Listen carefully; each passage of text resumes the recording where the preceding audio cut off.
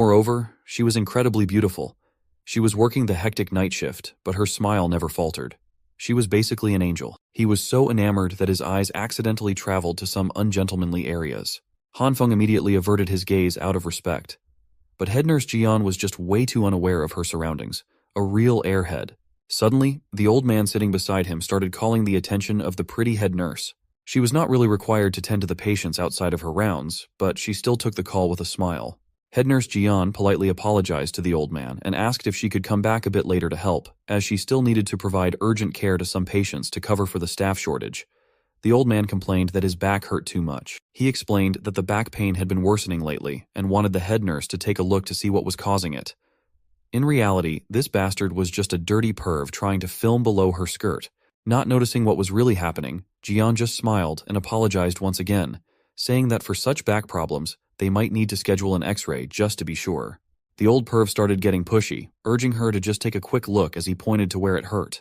The bastard even got up from his seat to touch the angelic nurse inappropriately.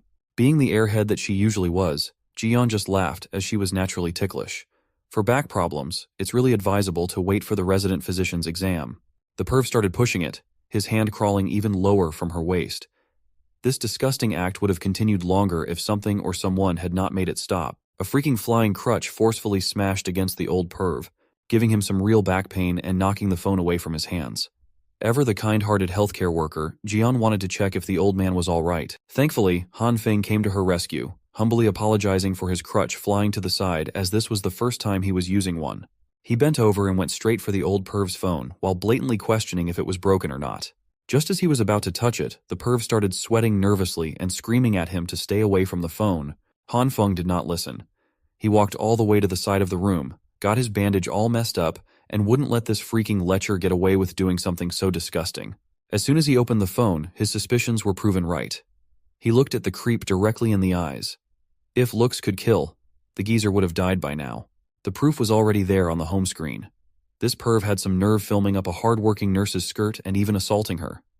There's no good reason why Han Feng shouldn't call security and have them escort the bastard to a jail cell where criminals love putting pervs in their place.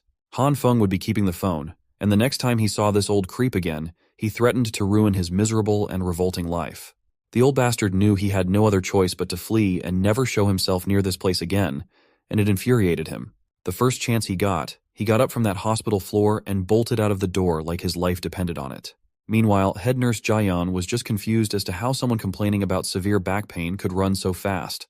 Han Feng was shocked to see a first-hand display of the most comically naive person he had ever met.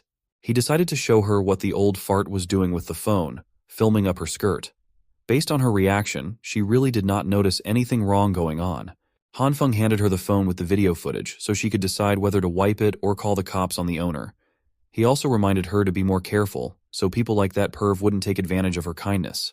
She smiled with the brightness of 1,000 stars and then asked if Han Feng's leg was supposed to be injured. The adrenaline from catching that old perv in the act must have numbed the pain from his broken leg, but now that it was dealt with, the pain came rushing back in and he screamed in agony. Thankfully, head nurse Jian was an expert when it came to mending these types of injuries and quickly set the casting back in place. She looked at him and asked if it still hurt. Han Feng thanked her for dealing with his broken leg, and now it didn't hurt at all. At that moment, it was as if only the two of them existed in the crowded room. Jian returned the gratitude as she promised to never let such bad guys get away with messing with her anymore. She would punch them really well from now on. Han Feng just wanted her to be more aware of her surroundings. Seeing as she was letting his broken leg and feet touch her front pillows, it seemed like she had not learned anything at all. She was still as clueless and unaware as ever.